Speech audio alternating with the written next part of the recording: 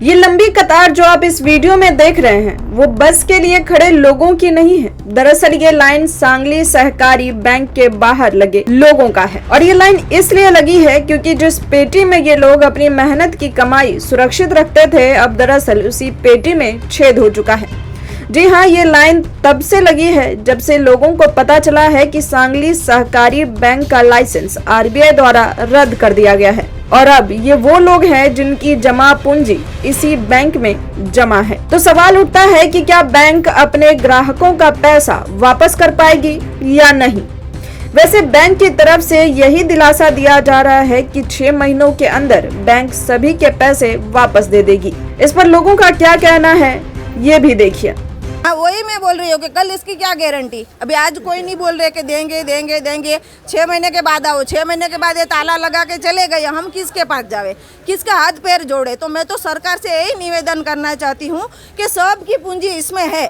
तो निवेदन है कि प्रार्थना हमारी है, एक प्रार्थना ही है हमारी, तो हमारा जो भी पूंजी है हमें मिल जाए, बस हमारी मेहनत। आपको बता दें कि जब से ये बात सामने आई है तब से सांगली सहकारी बैंक के सभी ग्राहक बौखलाए हुए हैं और सुबह से ही सांगली सहकारी बैंक के मलाड ब्रांच के सामने तटस्थ खड़े हुए हैं, जाने का नाम नहीं लेते। उनका एक ही कहना है कि हमें सबूत दे दो, हमें लिखित तौर पर कह दो कि हमें हमारे पैसे वापस मिल जाएंगे और हम घर वापस चले जाएंगे। पैसा डूबेगा नहीं, मिलेगा गारंटी। हमको क्या गारंटी दो हमको गारंटी, इतने दिन में तो हम लोग चुप बैठ जाएंगे।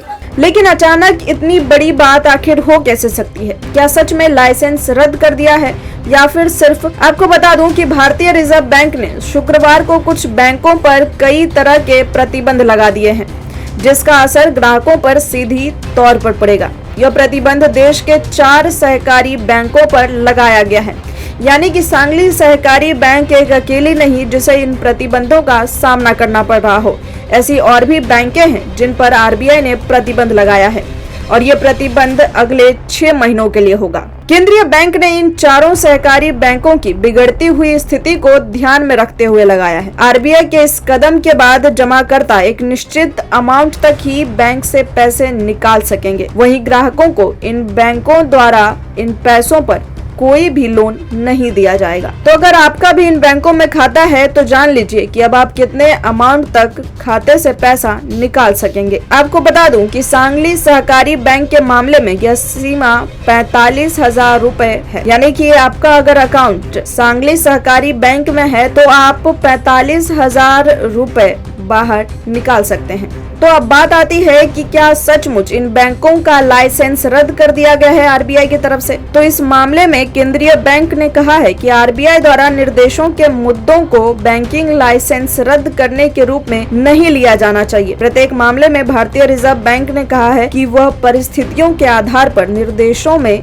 संशोधन कर सकती है, यानी कि ये प्रतिबंध इसलिए लगाए गए क्योंकि बैंकों की स्थिति बिगड़ रही थी, बैंक लेन देन करने में समर्थ नहीं थी, इसलिए इस तरह के प्रतिबंध बैंक पर लगाए गए। अगर बैंक अपनी स्थिति में सुधार कर लेती है तो आरबीआई के द्वारा जो निर्देश जारी किया गया है उसमें भी संशोधन किया जा सकता है। मेट्रो मुंबई के लिए ज्योति यादव के साथ संवाददाता धनुषधारी यादव की रिपोर्ट।